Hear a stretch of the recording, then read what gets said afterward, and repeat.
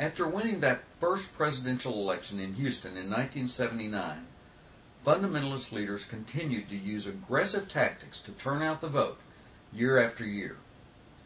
These reportedly included busing or flying messengers to the meeting specifically for the presidential election, after which they would leave immediately, and even registering toddlers as messengers, giving their parents an extra ballot or two. Adrian Rogers served only one term as president at this point, but successive fundamentalist incumbents, including Rogers himself in the mid-1980s, ran for and won a second term until Morris Chapman's victory over Daniel Vestal in New Orleans in 1990 sealed the fundamentalist power once and for all. In their book, The Fundamentalist Takeover in the Southern Baptist Convention, A Brief History, Rob James and Gary Leeser describe one moment in SBC history at the 1985 annual meeting in Dallas when moderates had an opportunity to derail the fundamentalist victory train. They write, "When the Committee on Committees presented its report, including its nominations for the Committee on Boards, James Slatton of Richmond, Virginia, moved that messengers elect an alternate Committee on Boards. It consisted of the state convention presidents and the presidents of the state women's missionary unions. This would have taken much of the power concentrated in the SBC president and distributed it back to the grassroots."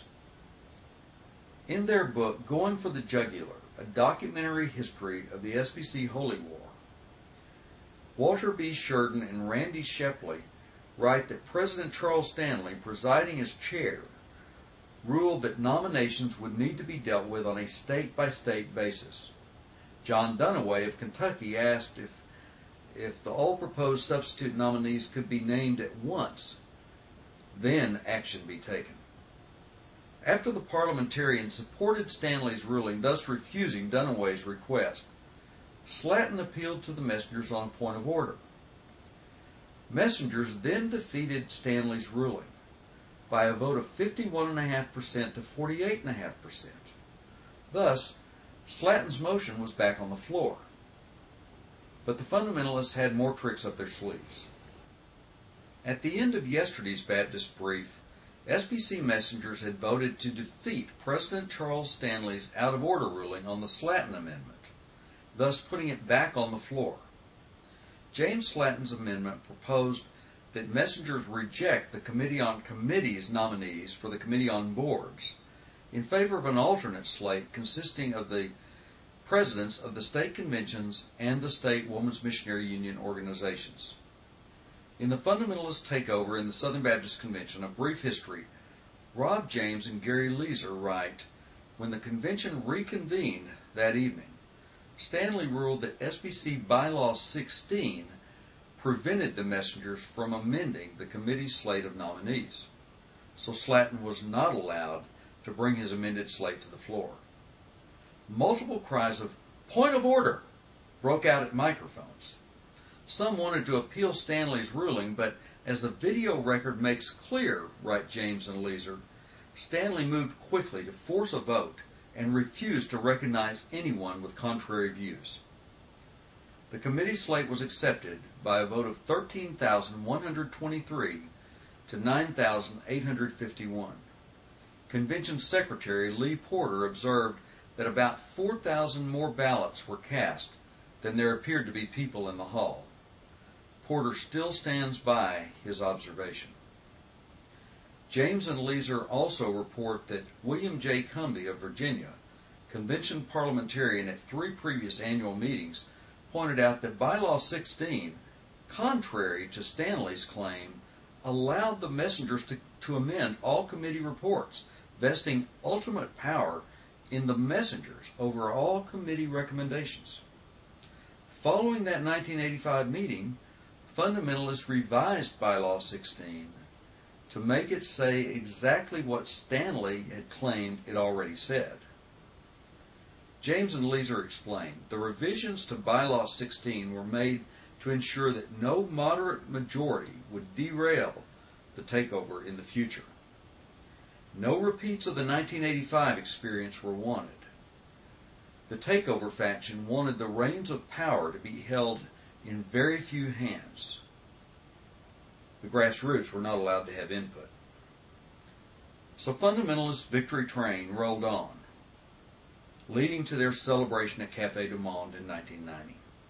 Total power and control of the SBC, their objective all along, was now theirs. In 1990, Morris Chapman defeated Daniel Vestal for SBC president. Chapman's victory assured fundamentalists of a majority on all SBC committees and boards, a majority beholden to fundamentalist leaders and committed to doing their bidding. Only a few remnants of moderate influence remained. For example, Keith Parks as president of the Foreign Mission Board and Russell Dilday as president of Southwestern Seminary. But these and the few others remaining were swept aside in ensuing years by fundamentalist actions just as brutal and unethical as those used to take control of the convention. The Baptist Joint Committee on Public Affairs, today the Baptist Joint Committee for Religious Liberty, was, as its name indicates, not a Southern Baptist institution, but rather one funded jointly by a number of Baptist entities. However, the SBC had, through the years, provided more funding for it than any other entity. Once in control of the SBC, fundamentalists soon moved to defund the Baptist Joint Committee and to turn their backs on one of Baptist's greatest treasures, the principle of religious liberty for all and the separation of church and state.